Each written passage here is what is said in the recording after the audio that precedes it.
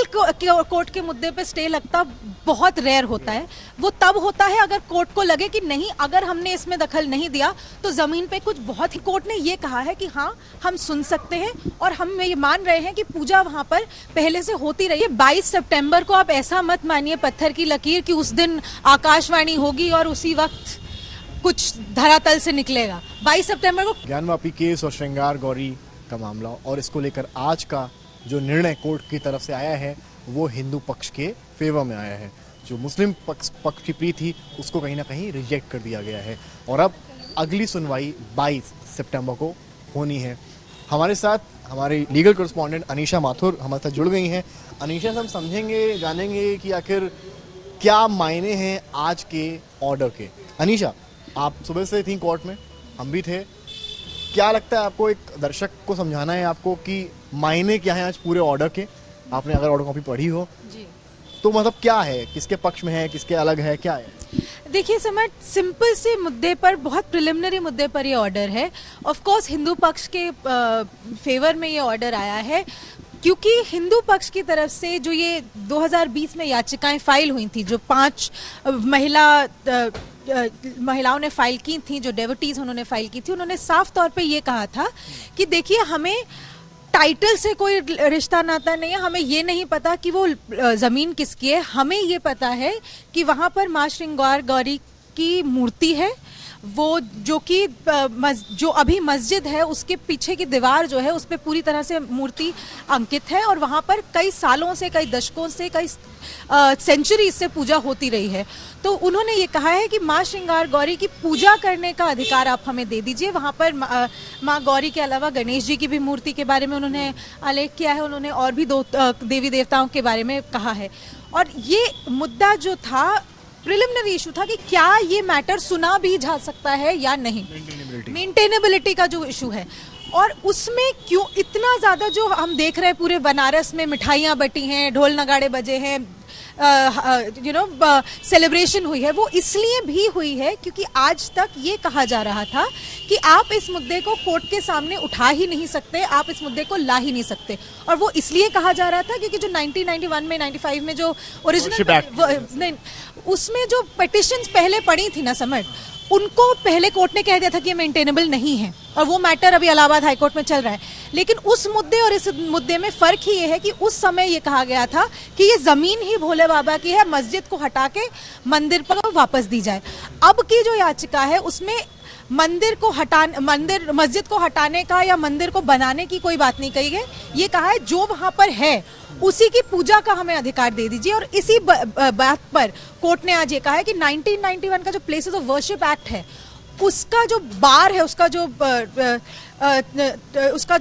Clause है जो ये कहता है कि आप कोई नई याचिका ला ही नहीं सकते, वो अट्रैक्ट नहीं होगा क्योंकि ये कोई नई याचिका टाइटल के ऊपर नहीं है, ना रिलीजियस कैरेक्टर के ऊपर है। पूजा हमेशा से वहाँ होती रही है, आज भी हर साल होती है। एक कोर्ट ने ये चीज मानी है जो हिंदू पक्ष या विष्णु जैन एंड कंपनी लगातार कह रहे हैं कि भाई ये पहले से पूजा हो रही है तो वर्शिप एक्ट वहाँ लागू होती है जहाँ पर पूजा नहीं हो रही होती है, तो ये मतलब बात कोर्ट ने मानी है।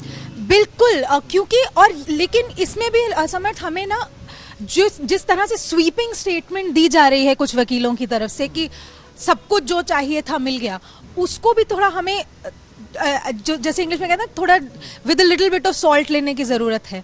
क्योंकि सब कुछ तो नहीं मान लिया है कोर्ट ने, लेकिन कोर्ट ने ये कहा है कि हाँ हम सुन सकते हैं और हम ये मान रहे हैं कि पूजा वहाँ पर पहले से होती रही है क्योंकि कोर्ट के सामने कहा गया है कि 1993 तक इस जगह पर श्रृंगार गौरी के मंदिर में लगातार पूजा हुई और आज भी हर साल में एक बारी चतुर्थी, नवमी की, नवरात्रों की चतुर्थी पर पूजा होती ही है। तो कोर्ट ने कहा जहाँ पर ऑलरेडी हो रही है वहां पर आपके पूजा के अधिकार के बारे में हम बात कर सकते हैं। अनीशा, आपने ऑर्डर भी पढ़ा होगा, काफी लंबा ऑर्डर है जी। आप अगर कुछ शॉर्ट में मुख्य पॉइंट्स जो दर्शकों को बताएं कि जो हालांकि हम लोग तो ऊपर की बात कर रहे हैं क्योंकि आप कवर करते हैं इसको, आप ज्यादा बेहतर बता पाएंगे। देखिए समय वही मैं पूरा ऑर्डर के बूते पे ही सारा जो मैंने अभी तक कहा है वही कहा है। प्लेसेस ऑफ वर्शिप एक्ट का जो बार है कि आप नहीं ला सकते, उसको कोर्ट ने नहीं माना है। ये कहा है कि क्योंकि पूजा पहले से होती रही है। इसलिए प्लेसेस ऑफ वर्शिप एक्ट काम नहीं करे, लागू नहीं होगा। दूसरा मुद्दा था वक्फ एक्ट के अंतर्गत उसको, उस एरिया को मस्जिद कहा गया है, वो वक्फ प्रॉपर्टी है, इसलिए कुछ नहीं हो सकता, ये मुस्लिम पक्ष की तरफ से कहा गया था। उस पर कोर्ट ने ये कहा है कि देखिए ये वक्फ एक्ट भी यहाँ पर लागू नहीं होगा, बिकॉज यहाँ पर एक तो मुद्दा दूसरा है, दूसरा वक्फ एक्ट जो है वो मुस्लिम्स के बीच अगर कोई डिस्प्यूट हो कि ये प्रॉपर्टी वक्फ है कि नहीं तब लागू होगा, मुस्लिम और गैर मुस्लिम के बीच में अगर कोई डिस्प्यूट है तो उस पर लागू नहीं होगा। और हिंदू ने साइड ने तो ये कहा है कि वक्फ वाला इनका प्रूव ही नहीं हुआ है अभी तक कि प्रॉपर्टी वक्फ की है कि नहीं। देखिए वो मुद्दा बाद में देखा जाएगा। अगर आप ऑर्डर कॉपी देखें तो ऑर्डर कॉपी में साफ लिखा है कि वक्फ एक्ट को तो लागू करने की जरूरत ही नहीं है हमें, क्योंकि मुस्लिम और गैर मुस्लिम का मुद्दा है।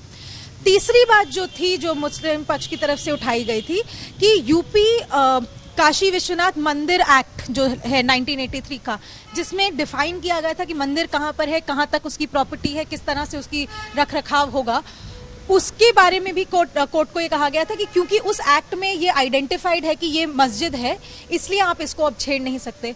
कोर्ट ने उस इशू को भी नहीं माना, क्योंकि कोर्ट ने कहा देखिए हम किसी चीज़ को बदलने की तो बात ही नहीं हो रही है, क्योंकि उस एक्ट में लिखा है कि जो भी एंडाउमेंट में जो भी पूजा रिचुअल होता रहा है वो उसी तरह से होगा।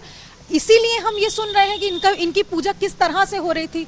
अब आगे अगर आप देखें ना समय, जिस तरह से आपने देखा आज की सेलिब्रेशंस हुई हैं कि हमें जाने दिया जाएगा एक्सेट्रा, मिठाइयाँ आपने खुद देखा है वहाँ पर समर्थ, तो जिस तरह से ये कहा जा रहा है कि अब सब कुछ हो जाएगा, उसको मैं कहूंगी कि थोड़ा रुकिए, अभी देखा जाएगा, क्योंकि कोर्ट को ये देखना होगा कि आखिर वहाँ पे किस तरह से पूजा हो रही थी, क्या हो रहा था और वहाँ पर क्या किया जा सकता है, उस पर अभी काफी लंबी लड़ाई बाकी है। अब आगे क्या, मतलब एक आम दर्शक जानना चाहेगा यार ये तो हो गया है, अब 22 सितंबर अगली सुनवाई की डेट पड़ी है, मुस्लिम पक्ष कह रहा है कि भाई हम हाईकोर्ट जाएंगे, तो जाएंगे ही। हाईकोर्ट जाएंगे तो 22 सितंबर का महत्व कुछ रह जाता है, या फिर अगर वो जाते भी हैं उसके बाद भी 22 सितंबर को? देखिए 22 सितंबर को आप ऐसा मत मानिए पत्थर की लकीर कि उस दिन आकाशवाणी होगी और उसी वक्त कुछ धरातल से निकलेगा। 22 सितंबर को कुछ नहीं होना है। 22 सितंबर को ये डिस्ट्रिक्ट कोर्ट वाराणसी इस मुद्दे के कागज निकालेगा, कागज टटोलेगा और फिर ये देखेगा कि इसमें इश्यूज क्या बनते हैं।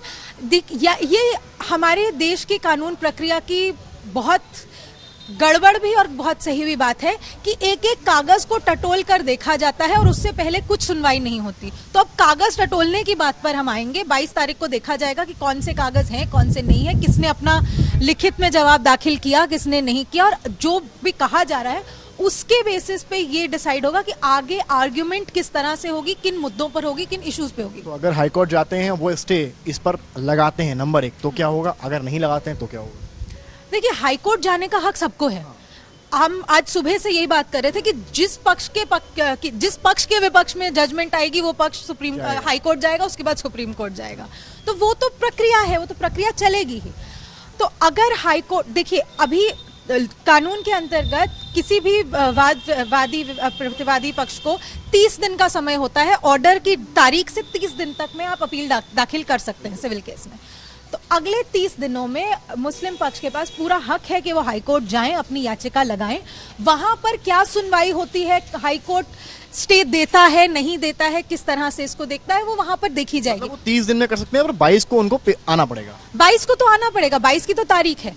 अगर बहुत ही जल्दी जाकर वो हाईकोर्ट कल ही चले जाएं और परसों में स्टे लग जाए, जो कि नॉर्मली हम इतने सालों से सुप्रीम कोर्ट, हाई कोर्ट सब कवर कर रहे हैं, 2 दिन में सिविल कोर्ट के मुद्दे पे स्टे लगता बहुत रेयर होता है।